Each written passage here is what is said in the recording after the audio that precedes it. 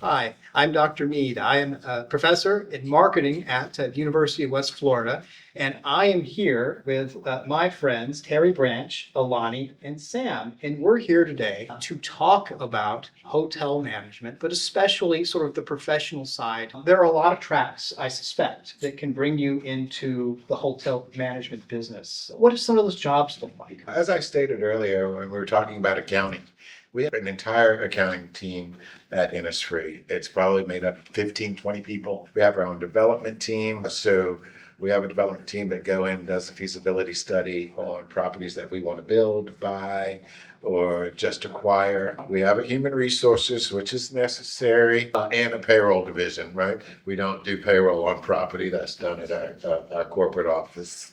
And then we have some additional operational folks that are above property. So we have what we call regional directors, and they all report up to our VP of operations, Miss Rhiannon Reynolds, and she reports to Ted, president. And then we also have, which is a separate entity, but still a part of Innisfree, is our marketing team, Be Loud.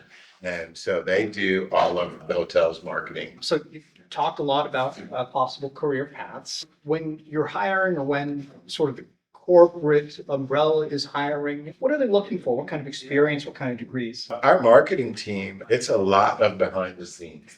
So if you're that behind the scene person and doing a lot of writing, that's probably a world that you could live in. Accounting, I think it speaks for itself. It's numbers all day long, and you're balancing everything from a standard P&L to below the line balance sheet items, capital expenditures. I see your face. That's not my wheelhouse either. And then development. Our development team is pretty cool because they are the folks that get to fly all over the country on Julian's jet. And then they look at, a plot of land and say, oh, could we do this? And then they'll start to do the study with the competitive set and all that stuff. So we've got some neat departments within Innisfree itself. If you had to do it all over again, knowing what you know now, what path would you take? If I had to do it all over again, I think I would be a doorman at the Ritz-Carlton. No, so for me, I've always been in operations, but always intrigued by revenue management. So revenue management is really it's the engine of your corporation, right? The hotel to sell the body and all that other stuff, but to really get things going and to really turn it over, revenue management is the most. You get these resumes, but what about the resume? I know a lot of our students work on them almost constantly. Can you provide any tips that might help them get that call? The biggest thing for me is I don't want to see them, right? You can lead a team. You can work with the team. But when someone says that's a struggle for me because I can't run this hotel by myself. I would be wrecked. It's impossible, right? So you've got to be able to work well with others, right? So when I read it, what's going to tell me that you work well, right? Not one person or one team within the building can make it happen to be successful. Really, it's everybody coming together. And that's the key. So what questions do you guys have about careers, growth, getting that first job, anything like that? So I know you probably work with a lot of guests from different aspects of life, backgrounds, and cultures. What would be the most humbling or eye-opening experience with a guest that you've had so far as a general manager? The gentleman's name is Stuart Cat. I worked for Marriott for 21 years. I met Stuart working at the Courtyard near Emory University. Very, very nice area, but for some reason, people always broke into our cars. And they broke into his car. He continued to come to the hotel, continued to manage.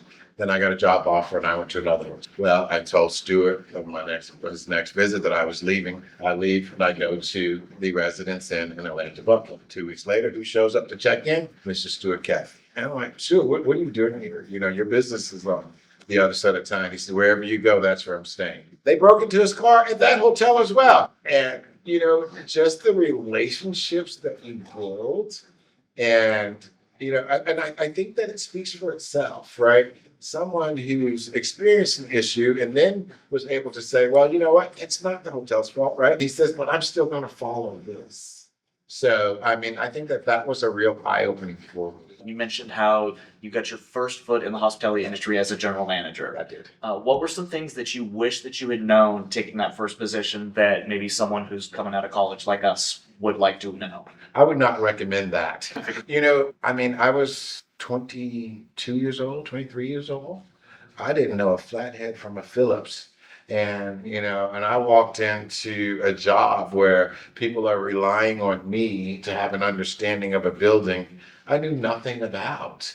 And it was an older building. So we would have issues and the maintenance guy would come to me and I'd be looking right back at him like, okay, what do you think? You know, I had no idea. It's an integral part of it. What are some challenges that you experience working with a corporate structure, whether that's as a management structure or through like the Hilton brands? I don't perceive it as a challenge because change is inevitable. No one is going to say, well, Terry may not like this, so we're not going to do this. That's never going to happen. Not even at my house, right? I look at it as, okay, how can I embrace this? Realize that, hey, this is it. How do I make this work best for me? So one last question. I'm lucky I get to work at a beautiful college campus, but I must say the views here are really hard to beat. Do you get used to it, or are you always happy to see this spectacular view? You never get used to it. Our top 3 floors are exterior and Tower 2. And a lot of the times I'll just hit the button on the elevator, go up to 17 and you overlook the Gulf. And every time it's different. So you can't get used to it. I mean, it's amazing.